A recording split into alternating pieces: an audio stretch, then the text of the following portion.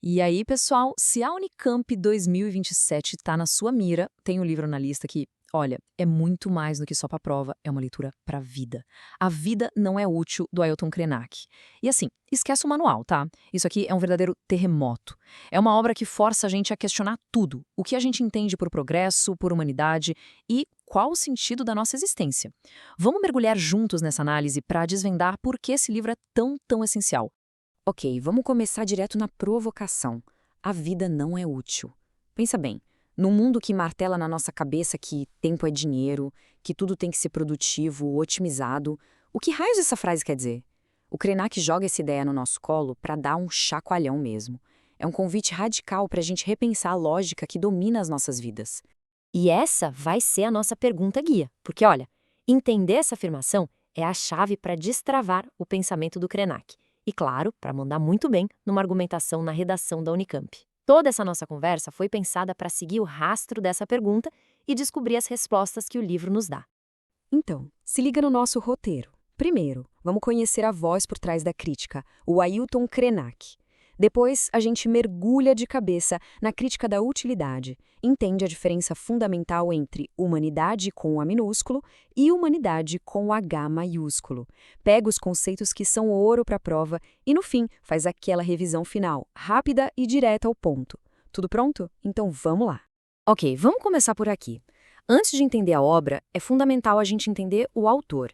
E no caso do Krenak, a vida dele e a filosofia dele são assim, inseparáveis. Ele não está escrevendo de um pedestal acadêmico, não.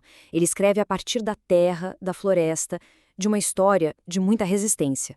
E o que é mais forte aqui é a conexão direta entre a história do Krenak e o que ele escreve. Ele é do povo Krenak, da bacia do Rio Doce, um rio que ele chama de avô e que foi, nas palavras dele, assassinado pela lama da mineração.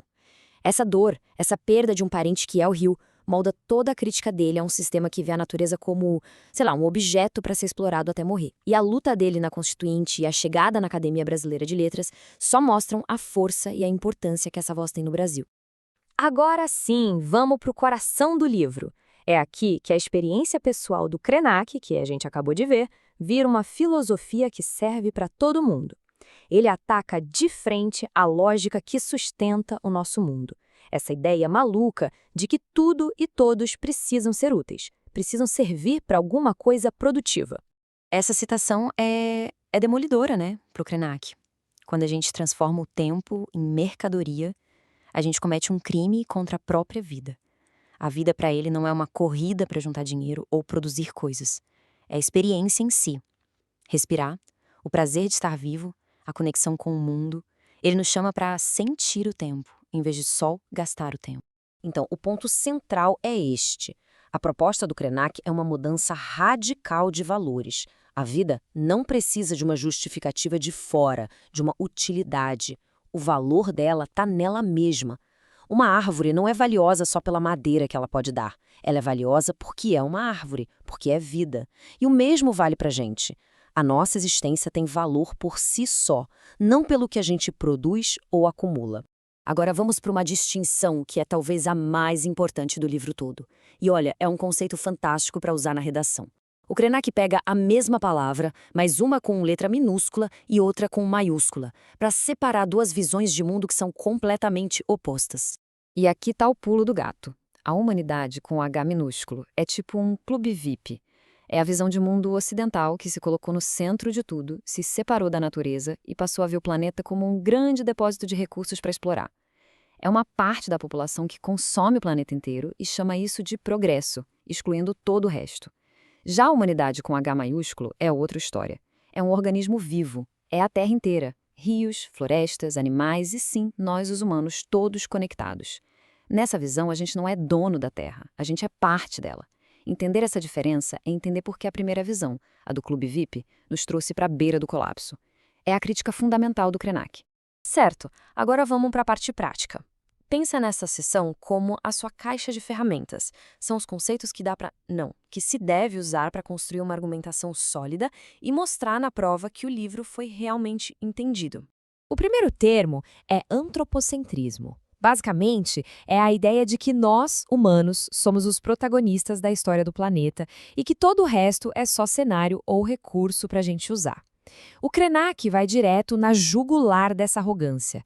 Para ele, o antropocentrismo é a raiz da nossa crise, tanto ecológica quanto existencial.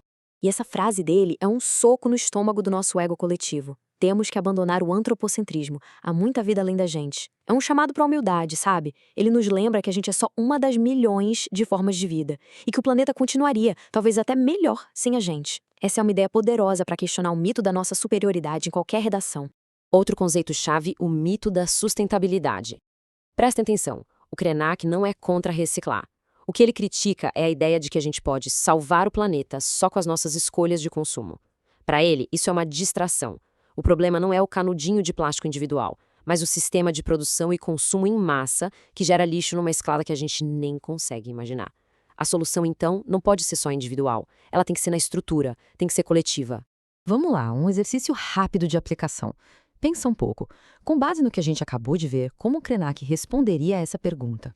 A resposta é que reciclar, por mais que seja uma ação positiva, não desafia a lógica do problema. O problema é o consumismo sem freio, essa máquina de fazer coisas. Enquanto o sistema continuar focado na produção infinita num planeta de recursos finitos, a reciclagem individual vai ser como colocar um band-aid numa ferida enorme. O Krenak escreveu grande parte desses textos durante a pandemia de Covid-19. E ele usa esse evento para mostrar como o nosso mundo, essa humanidade com H minúsculo, era na verdade um castelo de cartas. A pandemia mostrou que um ser invisível podia parar a economia global e trancar em casa a espécie que se achava a mais poderosa de todas. E essa imagem dos canais de Veneza limpos durante o lockdown, junto com a citação, é a prova viva do argumento do Krenak. Enquanto a tal humanidade estava em pânico, trancada em casa, a Terra respirava. Os animais voltavam, as águas ficavam claras. Isso mostrou de forma brutal que a crise era nossa, não no planeta. O planeta, na verdade, se beneficiava da nossa ausência. Uma lição dura, mas, nossa, como é essencial. Beleza, chegamos na nossa revisão final. Se é para fixar o conteúdo de vez, a hora é agora. Vamos condensar as ideias mais importantes de A Vida Não É Útil de um jeito bem rápido e direto ao ponto, no estilo que dá para compartilhar por aí. Vamos nessa? Para não esquecer, a obra do Krenak é uma crítica poderosa ao capitalismo, ao consumismo e à nossa desconexão com a natureza.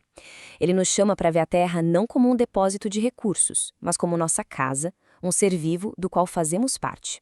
A distinção entre humanidade e humanidade é o centro de tudo, assim como a crítica dele ao progresso e à sustentabilidade de fachada. É um repertório riquíssimo para qualquer tema socioambiental que possa cair. Primeiro ponto, e o mais fundamental, a vida não é uma mercadoria. Krenak nos ensina que a existência de uma floresta, de um rio, de uma pessoa, não precisa de justificativa, não precisa ser útil ou produtiva para ter valor. O valor está simplesmente em ser. Segundo, tempo é vida, não é dinheiro. A lógica de que cada segundo tem que ser transformado em dinheiro é pro Krenak um crime contra a vida. Ele nos convida a resgatar o tempo como uma experiência, para sentir, para respirar, para se conectar e não só para produzir. Terceiro, uma crítica profunda ao antropocentrismo. A ideia de que os humanos são o centro do universo e donos da natureza é a origem da nossa desconexão e da crise ecológica. Precisamos nos ver como parte da teia da vida, não como seus mestres. E, por último, uma lição prática. A mudança precisa ser estrutural. Atitudes de individuais são válidas, sim, mas o Krenak alerta que a crise é do sistema. Não adianta reciclar o lixo de um sistema que nos força a produzir lixo infinitamente. A transformação tem que ser coletiva e profunda. E, para fechar, Krenak nos deixa com uma pergunta que fica ecoando na cabeça. O amanhã não está à venda. Se o futuro não pode ser comprado ou vendido, se ele não é uma mercadoria, como é que a gente pode então imaginar e construir esse futuro juntos? Essa é a reflexão que o livro nos deixa. Um convite para a gente sonhar outros mundos possíveis. Um ótimo tema para pensar e, quem sabe, para sua redação. Bons estudos!